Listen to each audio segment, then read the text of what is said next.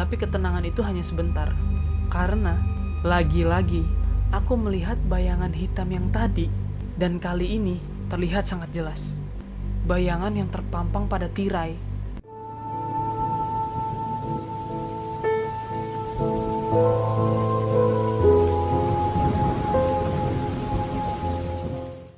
Assalamualaikum warahmatullahi wabarakatuh.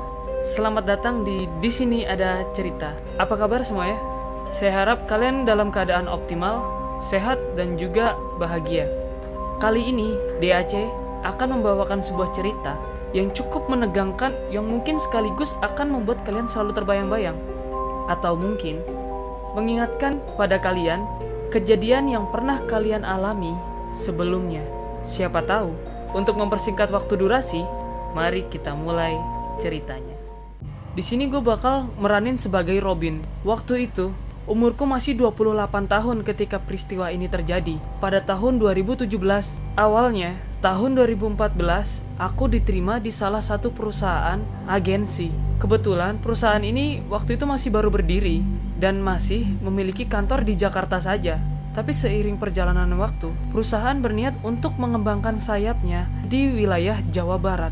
Nah, akhirnya pada awal tahun 2017, perusahaan merealisasikan niatnya dengan mendirikan kantor perwakilan di Jawa Barat.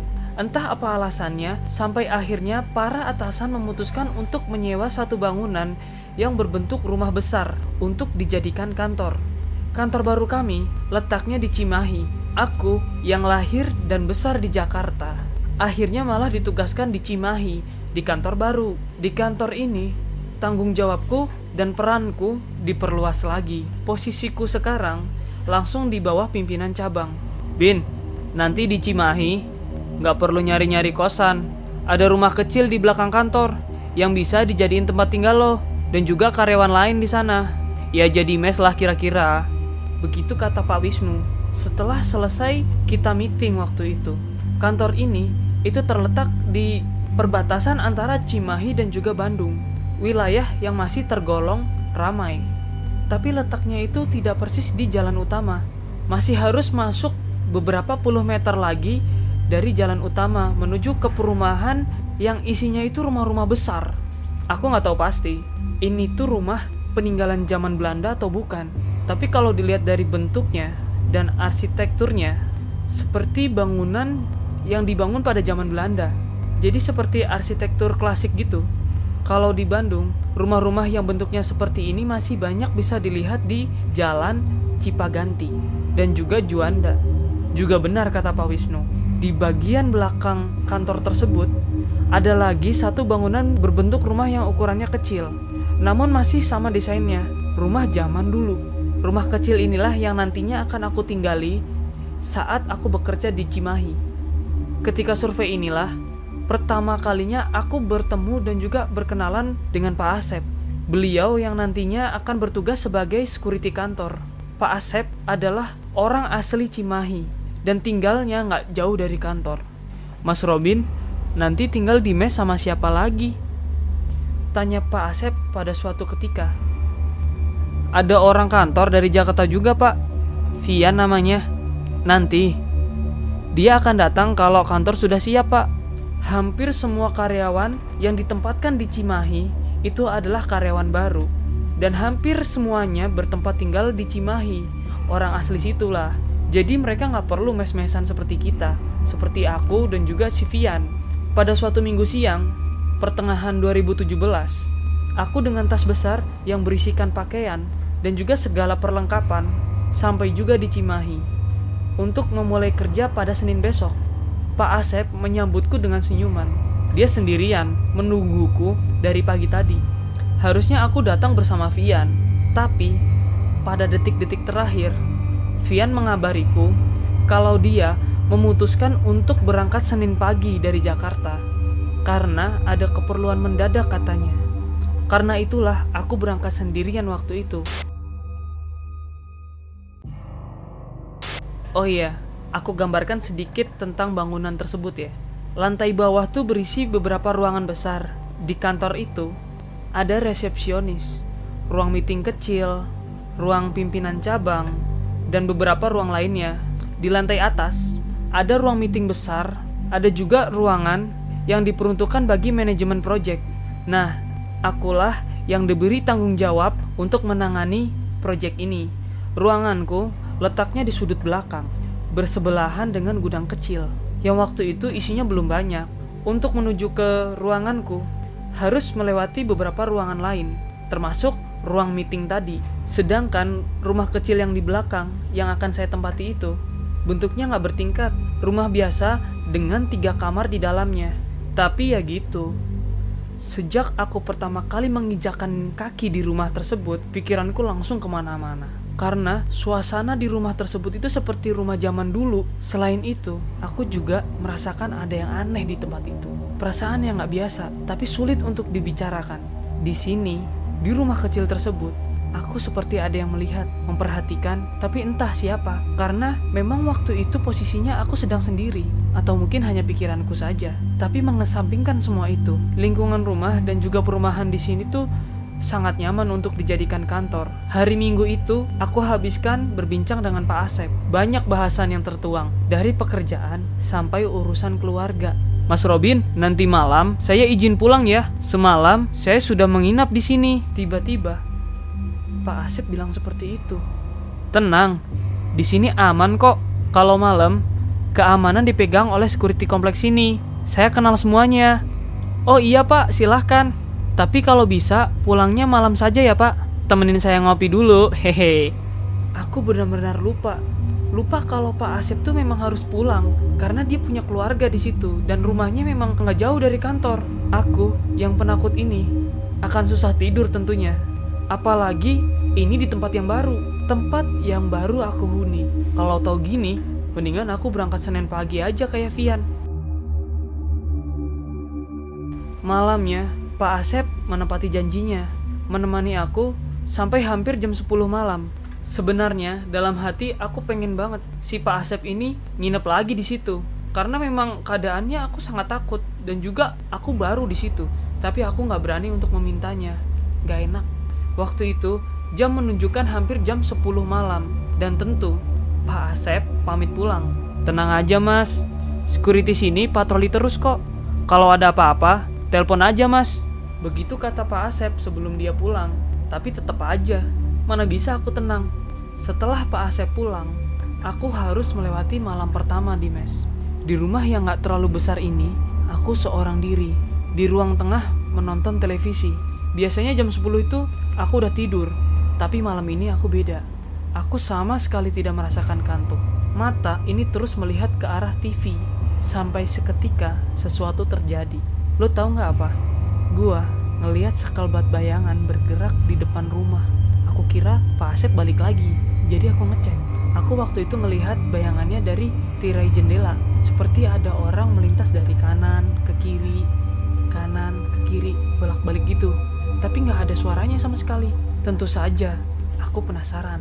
Kemudian waktu itu aku berjalan menuju ke jendela, lalu membuka tirai, dan kalian tahu ada siapa? Kosong.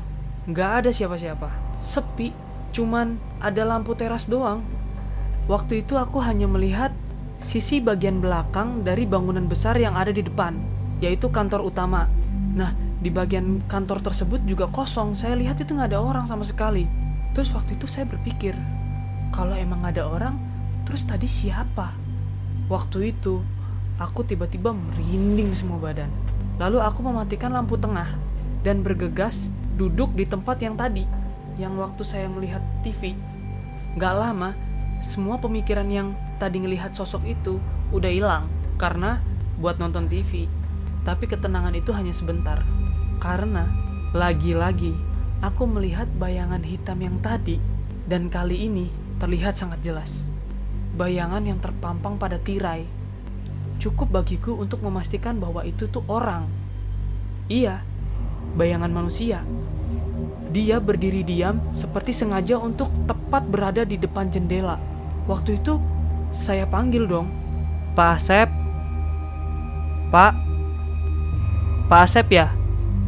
Sengaja aku memanggil bertanya. Saya kirain itu Pak Asep. Setelah beberapa belas detik hanya terpaku memperhatikannya, namun gak ada jawaban, bayangan itu masih terus berdiri. masih juga gak bergerak. Sama sekali gak bergerak. Melihat itu, sekali lagi aku bangkit dari tempat duduk, lalu berjalan ke jendela yang tadi. Tadinya aku ragu untuk buka tirai, tapi namanya juga penasaran. Saya bukalah tirai itu sedikit-sedikit ya kan. Dan kalian tahu gak apa yang gue lihat? Gak ada, sepi banget. Bayangan yang tadi tiba-tiba ngilang lagi. Itu pemandangan yang aku lihat setelah aku intip kecil di tirai. Nah, pada detik inilah fix aku berpikiran bahwa ada yang gak beres di tempat ini. Yakin ada yang gak beres. Beberapa menit sebelum jam 12 malam, aku memutuskan untuk masuk ke kamar. Bukan karena mengantuk ya, tapi karena semakin merasa ada yang aneh dan juga janggal. Waktu itu udara di Cimahi cukup dingin, dan makin malam makin menjadi dingin.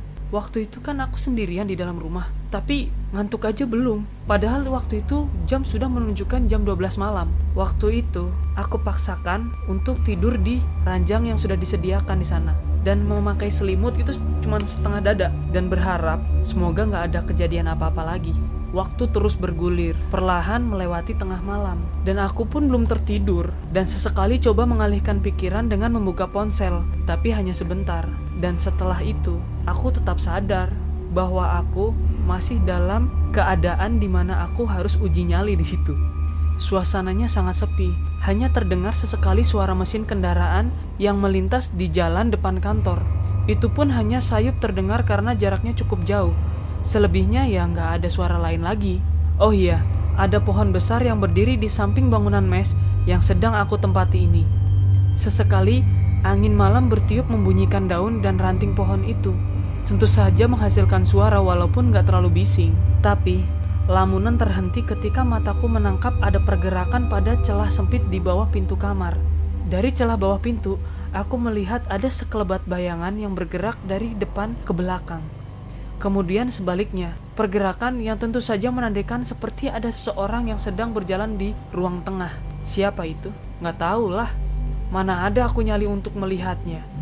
Orang aku sendirian, nggak ada suara sedikit pun. Padahal ada sesosok di situ. Walaupun di sana nggak ada suara, bayangan tersebut masih mundar-mandir di depan pintu itu, yang sungguh membuat aku ketakutan waktu itu. Ketika bayangan tersebut berhenti mendadak dan nggak bergerak sama sekali di depan pintu. Tapi hanya sebentar. Kemudian dia bolak-balik lagi seperti tadi. Waktu itu aku menarik selimut sampai wajah yang tadinya cuma sedada. Aku tutupin semua. Kejanggalan seram ini terus berlanjut hingga jam 1 pagi. Bayangan itu terus bergerak di ruang tengah tanpa suara. Sementara aku memperhatikan sambil berharap semua kegiatan itu hanya terus berlangsung di luar kamar. Tapi harapanku gak jadi kenyataan dong. Ternyata waktu itu gagang pintu kamar perlahan-lahan seperti ada yang ingin membukanya. Entah apa aku tadi lupa buat nutup pintu rapat-rapat. Siapa tahu kan. Pikiranku mulai dan semakin kalut ketika gagang pintu itu mulai bergerak-gerak. Seperti memang ada orang yang ingin membuka pintu. Cukup lama hal itu terjadi. Sekitar berapa menit lah. Tapi pintu masih terus dalam keadaan tertutup, nggak bergeming. Tapi akhirnya, kejadian yang sangat aku takutkan terjadi. Pintu akhirnya terbuka, walaupun secara perlahan. Waktu itu, cuman keringat dingin yang mengucur dari dalam tubuhku. Dan seketika, nafasku sesak boy. Mungkin karena ketakutan. Sementara pintu terus terbuka, dan lampu ruang tengah masih menyala, dan terangnya lampu tengah itu menjadi garis cahaya. Cahaya itu membuka secara perlahan. Waktu itu aku menarik badan hingga akhirnya jadi berposisi duduk di pojok tempat tidur. Masih berselimut, masih terus memperhatikan semuanya.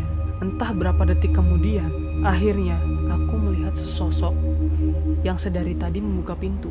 Kamar waktu itu dalam keadaan gelap, sementara lampu ruang tengah itu menyala. Alhasil, aku hanya melihat sosok itu seperti siluet hitam. Dia berdiri mendorong pintu kamar yang sedikit demi sedikit itu terbuka menjadi lebar. Sosok itu berbentuk seperti laki-laki. Aku sama sekali gak bisa ngelihat wajahnya. Dia berdiri diam seperti memperhatikanku. Dalam hati, Aku mengatakan, "Siapa ini ya? Mau apa dia?" Aku berpikiran waktu itu untuk berdoa. Rasanya sulit sekali bernafas. Dadaku sesak. Semua makin menjadi-jadi ketika dia mulai bergerak. Bergerak masuk ke dalam kamar. Waktu itu keadaannya sudah di ambang batas kesadaran, seperti mau pingsan. Sosok seram tersebut bergerak melayang dong, terus mendekat ke arahku waktu itu. Sampai jarak kami itu hanya beberapa meter, sekitar 10 meter lah. Aku penasaran, tapi aku takut. Di ambang batas kesadaran, aku terus melihat pergerakannya. Sampai akhirnya dia berhenti tepat di samping tempat tidur. Saat itu aku mulai kehilangan kesadaran. Tapi waktu itu aku masih mendengarkan suara menggeram dari sesosok tersebut. Aku gak kuat, dan sekelilingku makin lama makin gelap. Ya, aku pingsan.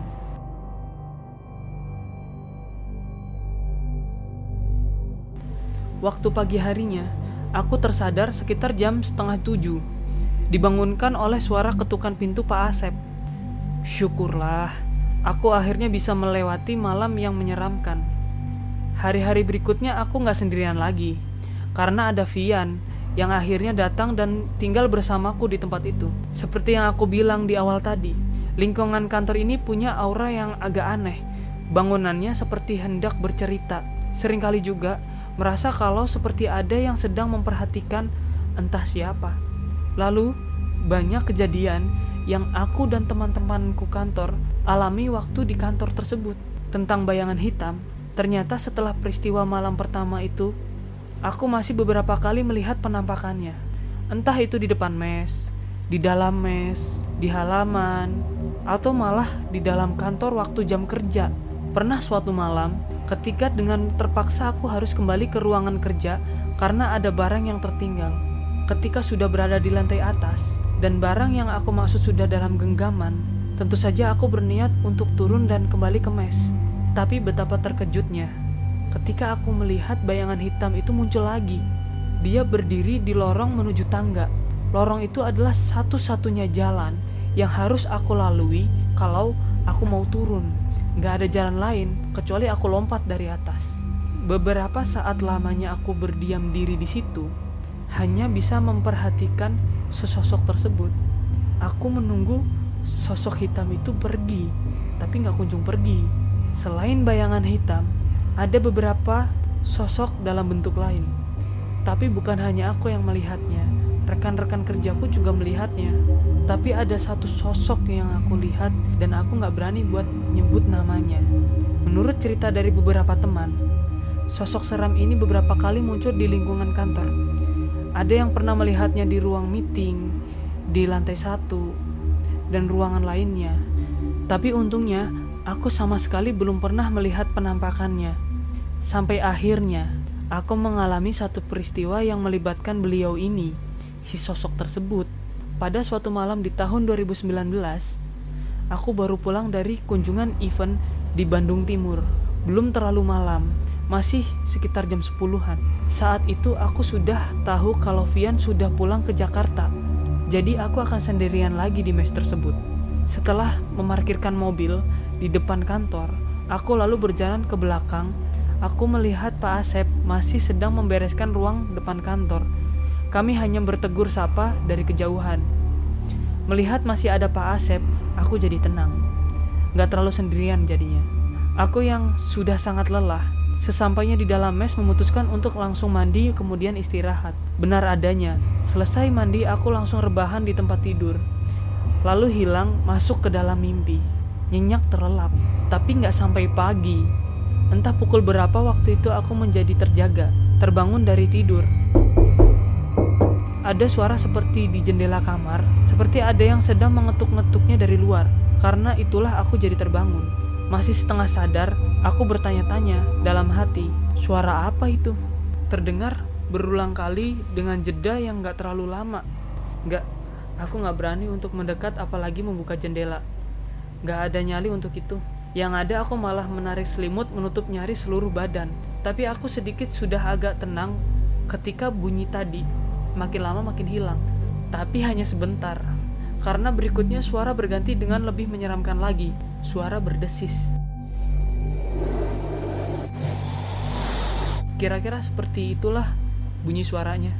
Jendela kamar yang bentuknya merupakan jendela kayu dengan lubang-lubang kecil memanjang menjadikan suara-suara itu jelas terdengar. Sekali lagi, aku merinding, semakin ketakutan. Ditambah lagi, suara duk-duk yang tadi itu terdengar lagi. Sampai akhirnya aku gak tahan dong. Pelan-pelan aku berdiri lalu keluar dari kamar. Di ruang tengah, berapa saat lamanya aku hanya berdiri terdiam, masih bingung harus melakukan apa. Sampai akhirnya aku berpikir untuk menuju mobil aja, lalu pergi keluar meninggalkan tempat ini. Lalu aku bergegas mencari kunci mobil dan mengambilnya. Setelah siap-siap pergi, aku lalu melangkah untuk keluar rumah. Setelah sudah berada di depan pintu, timbul rasa ragu untuk membukanya. Gak tahu kenapa, tapi tekadku sudah bulat. Aku harus pergi dari sini. Ketika tangan sudah menggenggam gagang pintu, entah kenapa aku penasaran untuk melihat keluar terlebih dahulu. Tangan kiriku lalu perlahan membuka tirai jendela, membuat celah untuk mengintip. Aku melempar pandangan menyisir seluruh luar rumah, dari teras sampai batas jangkauan penglihatan. Terus aku memperhatikan setiap sudutnya, sampai akhirnya pandanganku terhenti ketika melihat ada sosok yang sedang berdiri di bawah remang cahaya, berdiri di jalur sebelah kiri yang akan aku lewati kalau hendak menuju ke kantor. Di samping bangunan kantor, aku melihat makhluk yang paling aku takuti. Iya, sesosok itu. Kalian tahu apa? Sini aku bisikin. Pocong. Jarak yang cukup jauh, kira-kira sekitar 20 meter, ditambah pencahayaan yang kurang, tapi aku masih bisa melihat sosok menyeramkan ini dalam keremangan. Dia berdiri terdiam, seperti sedang memperhatikanku. Refleks, aku langsung menutup tirai jendela, lalu mundur beberapa langkah. Seketika, jantungku berdegup kencang, keringat bercucuran. Namun, aku bertekad untuk pergi dari situ. Tapi entah bodoh atau gimana, kemudian aku malah kembali maju mendekati jendela, lalu membuka lagi tirai yang tadi untuk mengintip. Ternyata sosok yang tadi itu masih ada, tapi sekarang posisinya udah berbeda dari yang tadi. Kali ini dia malah makin deket, sekitar jaraknya itu sekarang 10 meter. Aku malah semakin jelas melihatnya, semakin jelas melihat bentuk sosok tadi, seperti jenazah berbalut kain putih, kusam, dan terdapat ikatan di beberapa bagian tubuhnya dengan wajah yang tidak terlalu begitu terlihat. Waktu itu aku nyaris nangis. Aku lalu nekat mengerahkan seluruh tenaga untuk membuka pintu. Kemudian sambil setengah menunduk, aku lari lewat jalan yang berada di sebelah kantor. Di sudut mata, aku masih bisa melihat pocong yang tadi masih berdiri di depan bangunan mes. Karena aku melihat dia masih berada di depan mes, aku lari dong, benar-benar lari waktu itu. Dan sesampainya di depan kantor, aku langsung menuju ke mobil, menyalakan mobil, lalu berkendara pergi dari situ.